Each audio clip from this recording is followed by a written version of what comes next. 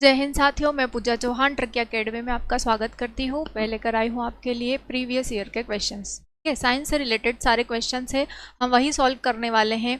और आप लोगों ने कल जो प्रदर्शन किया है वो काफ़ी अच्छा रहा है, जिसके कारण जो भी पटवारी के विरोध में कि रिजल्ट गलत आया है, इस तरीके से आपने विरोध किया है तो चलो सरकार की आंखें खुल जाएगी इस तरीके से कि सरकार जो चाहती हमेशा वही नहीं होगा। जब जनता सड़क पर आ जाएगी तो फिर जो जनता चाहेगी वही होगा। ठीक है, अच्छी बात है आप लोग धरने पर उतर आए, सड़क पर आए, अपने हक की लड़ाई के लिए लड़ने के लिए आए आगे।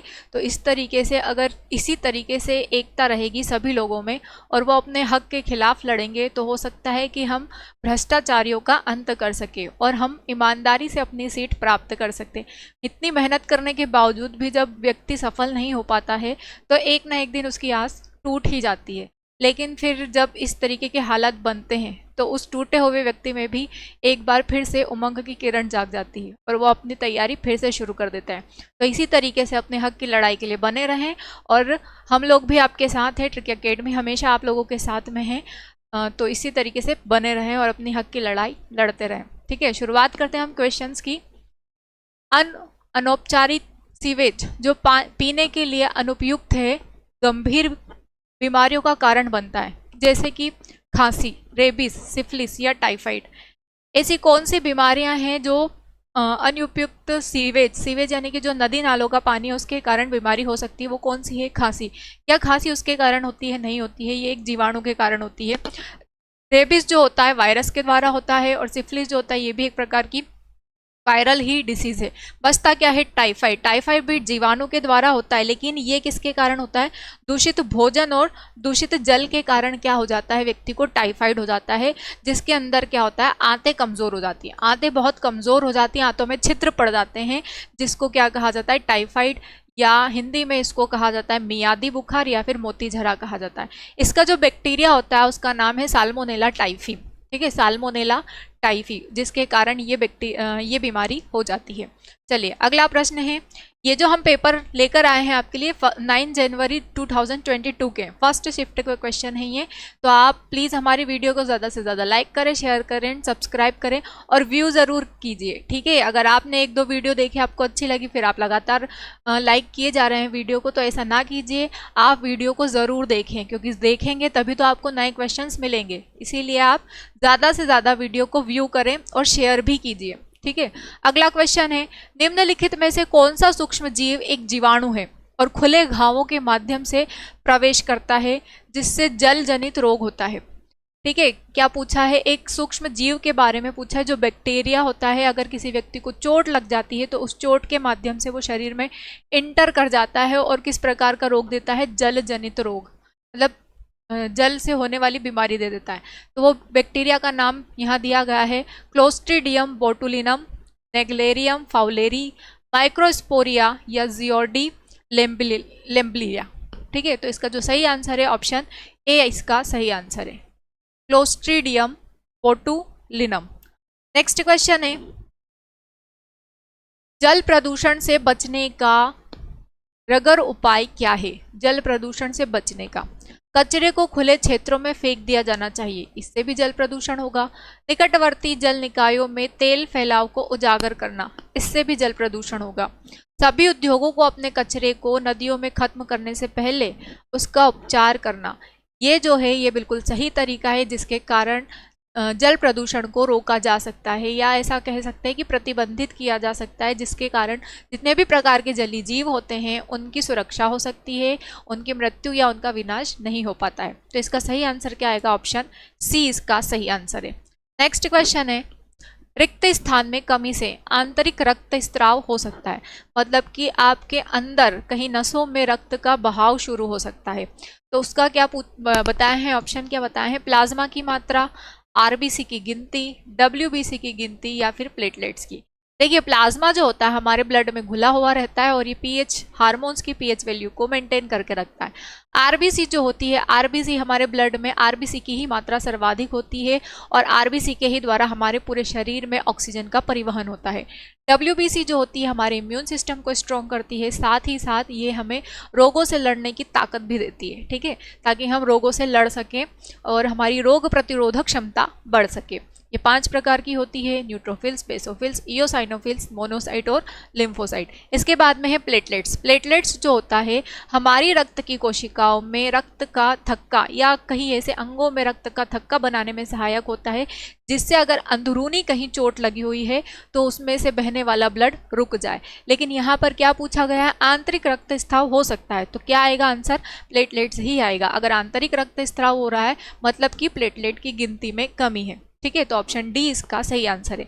और अक्सर डेंगू या मलेरिया होने पर प्लेटलेट्स की मात्रा कम हो जाती है, बहुत ज़्यादा कम हो जाती है, लगभग मतलब इसकी क्वांटिटी होती है 1 से 1.5 लाख रुपए 1.5 लाख पर 100 ml HB, ठीक है, पर 100 ml HB। लेकिन इसकी मात्रा अगर 50,000 से ज़्यादा कम हो गई तो फिर व्यक्ति को एडमिट करना पड़ता है, उसको डॉक्टर को दिखाना ही पड़ता है, क्योंकि उसके लिए वो घातक होता है, जानलेवा होता है, ठीक है। अगला प्रश्न देखते हैं हम,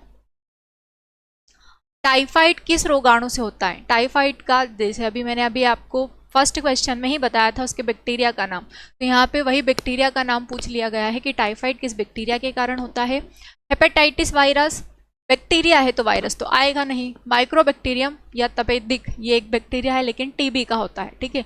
साल्मोनेला, टाइफी या विब्रियो कोलेरा, विब्रियो कोलेरा जो होता है हेजा का होता है, बचता क्या है, साल्मोनेला टाइफी, तो ऑप्शन सी इसका सही आंसर है। नेक्स्ट क्वेश्चन है, स्वाइन फ्लू का पहला मामला कहाँ दर्ज किया गया था। स्वाइन फ्लू का पहला मामला मैक्सिको, इंडिया, अफ्रीका या अमेरिका, तो पहला जो मामला था वो कहाँ पर देखा गया था, अफ्रीका में, ऑप्शन सी इसका सही आंसर है।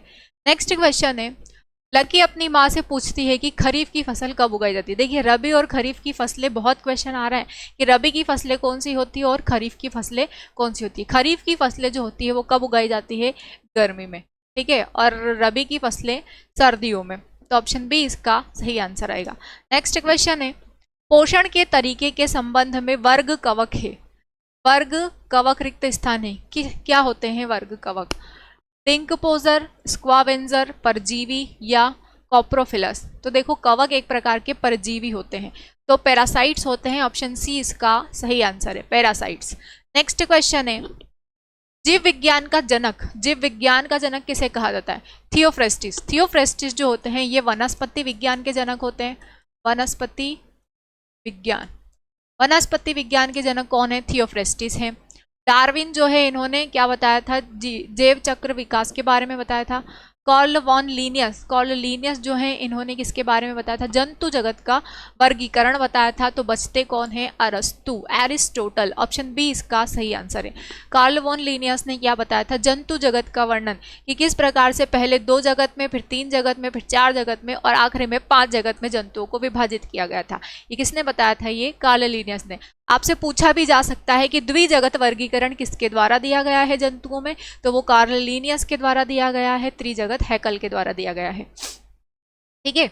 उसके बाद है अगला क्वेश्चन देखते हैं हम, अरस्तु को ही क्यों जनक कहा जाता है, ये बात भी देख लीजिए आप। अरस्तु को जीव विज्ञान का जनक इसलिए कहा जाता है क्योंकि इन्होंने जीवों के बारे में बहुत सारी स्टडी की थी, पुस्तकें लिखी थी और लगभग 500 जंतुओं के वैज्ञानिक नाम भी दिए थे, इसीलिए इनको क्या कहा जाता है, जंतु जगत या जीव विज्ञान के जनक, ठीक है। नेक्स्ट क्वेश्चन देखते हैं हम, टैक्सोनोमिक पदानुक्रम को अवरोही समानता में व्यवस्थित करें।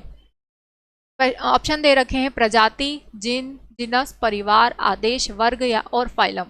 दूसरा ऑप्शन है प्रजाति, परिवार, संघ, क्रम और साम्राज्य। तीसरा है जिनस, परिवार, वर्ग, आदेश और फाइलम। और चौथा है प्रजाति, आदेश, परिवार, वर्ग और संघ, ठीक है। तो इसका जो सही आंसर आएगा वो क्या आएगा, ऑप्शन ए।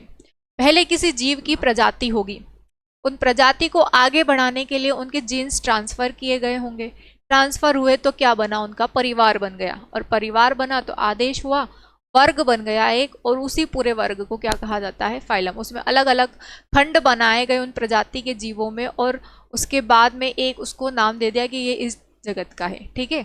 फाइलम। जैसे कि शैवाल होते हैं, शैवाल अलग अलग प्रकार के होते हैं, तो उनको एक ही संघ में रखा गया था। ठीक है, एल्गी। तो ऑप्शन ए इसका सही आंसर है। नेक्स्ट क्वेश्चन है, अपशिष्ट जल से दूषित नदी के पानी को पीने के कारण होता है, क्या हो सकता है? अपशिष्ट जल से दूषित, उससे हो सकता है पेचिश। ठीक है, कोविड-19 जो है ये एक वायरल डिसीज है, वायरल होता है। पोलियो जो है ये भी वायरल है, वायरस से होता है ये भी। डेंगू जो है, डेंगू भी वायरस से होने वाला है। दूषित जल और इनसे क्या होगा, हमारी आंतें कमजोर हो जाएगी और क्या हो सकता है, लूज मोशन और वॉमिटिंग, उल्टी दस्त हो सकते हैं, उसी को कहा जाता है पेचिश। अगला प्रश्न देखते हैं, पानी के माध्यम से रोगों के प्रसार को रोकने के लिए निम्नलिखित में से कौन सी सावधानियां नहीं बरतनी चाहिए? अपने दांतों को ब्रश करने, भोजन तैयार करने और धोने के लिए साफ पानी का प्रयोग करें। बच्चों को खाना पकाने और खिलाने से पहले अपने हाथ साबुन और साफ पानी से धोएं। सुनिश्चित करें कि घरों के आसपास साफ पानी जमा न हो। पीने के लिए क्लोरीन युक्त पानी का प्रयोग करें। तो ऑप्शन डी इसका सही आंसर, ऑप्शन डी। जो पीने के लिए हम क्लोरीन युक्त पानी का प्रयोग नहीं कर सकते, वो हमारे अंदर डैमेज कर सकता है कुछ, ठीक है, हमारी आंतों को। तो ऑप्शन डी इसका सही आंसर है। अगला क्वेश्चन है, उद्योग का हानिकारक और जहरीला कचरा नदी में छोड़ा जाएगा, निम्न में से कौन इस जहरीले कचरे का प्रभाव नहीं है? जहरीला कचरा अगर छोड़ा जाता है तो क्या होता है, जितने भी प्रकार के जलीय जीव होते हैं उनका विनाश हो जाता है। ऑप्शन पढ़िए इनके। इससे पहले जल प्रदूषण होगा, सही है, जल प्रदूषण होगा। ये पदार्थ पानी को उपयोग के लिए अशुद्ध और पीने के लिए अनुपयुक्त बना देंगे, ये भी सही है। इससे समुद्री जीवन का भी नाश होगा, ठीक है, ये भी सही है। इससे संचारी रोग भी होंगे। उद्योग का हानिकारक और जहरीला कचरा नदी में छोड़ा जाएगा, तो निम्न में से कौन इस जहरीले कचरे का प्रभाव नहीं है? कौन सा प्रभाव नहीं है इससे संचारी रोग भी होंगे। ऑप्शन डी इसका सही आंसर है, ऑप्शन डी। ठीक है, अगला प्रश्न देखते हैं हम। आमतौर पर ब्रेड और अन्य बेकरी उत्पाद बनाने में उपयोग किया जाता है, किसका उपयोग किया जाता है? मशरूम, बैक्टीरिया, खमीर या कवक? तो देखिए, खमीर जो होता है, खमीर कवक द्वारा ही बनाया जाता है। क्या होता है, जैसे कि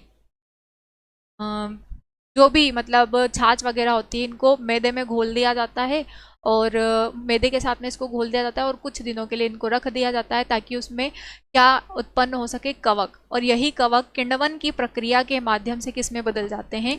खमीर में बदल जाते हैं। तो ऑप्शन सी इसका सही आंसर आएगा, जिसके कारण जो ब्रेड होती है वो थोड़ी हल्की होती है और अगर ज़्यादा दिन रख दिया जाए बारिश के सीज़न में तो उसमें फफूंद भी आ जाती है। फफूंद आने का यही कारण है क्योंकि कवक के द्वारा ही किण्वन की प्रक्रिया होती है और किण्वन की प्रक्रिया से ही निर्मित होता है खमीर या फिर ईस्ट। अगला प्रश्न है, जब प्राकृतिक गैस को उच्च दाब पर संपीड़ित किया जाता है, दबाया जाता है, कंप्रेस्ड किया जाता है, तो इसे कहते हैं, क्या कहते हैं? कंप्रेस्ड संपीड़क गैस किसको कहा जाता है? टीएनटी। टीएनटी का फुल फॉर्म होता है ट्राई नाइट्रोटोलुइन। तो ये तो एक विस्फोटक पदार्थ है। पीएनजी भी नहीं है। एलपीजी जो होती है हमारी घरेलू गैस होती है, एलपीजी लिक्विड पेट्रोलियम गैस होती है, तो इसका प्रयोग भी नहीं होता है, इसको हम दबाकर नहीं रखेंगे। अगर इसको दबाकर रखेंगे तो ये ब्लास्ट होने के चांसेस रहेंगे। तो ऑप्शन ए इसका सही आंसर है, सीएनजी। सीएनजी गैस वायु प्रदूषण के हिसाब से बहुत ना के बराबर होता है इससे प्रदूषण, इसीलिए आजकल जो बड़े बड़े व्हीकल्स होते हैं उनमें सीएनजी का प्रयोग होने लगा है। और सीएनजी का फुल फॉर्म क्या है? कंप्रेस्ड नेचुरल गैस, नेचुरली संपीड़ित प्राकृतिक गैस इसका पूरा नाम है। और ये बहुत हल्की होती है, जिस भी वाहन में डाली जाती है वो वाहन भी ज़्यादा शोर नहीं करते हैं, तो इससे ध्वनि प्रदूषण भी नहीं होता है, वायु प्रदूषण भी नहीं होता है। ठीक है, तो ये 9 जनवरी 2022 के फर्स्ट शिफ्ट के सारे क्वेश्चंस हो गए हैं। अगली शिफ्ट के क्वेश्चंस विद सॉल्यूशन हम लेकर आते हैं अभी आपके सामने कुछ समय बाद में। तब तक के लिए जय हिंद साथियों। हमारी वीडियो को ज़्यादा से ज़्यादा लाइक करो, शेयर करो और सब्सक्राइब करो और व्यू ज़रूर कीजिए।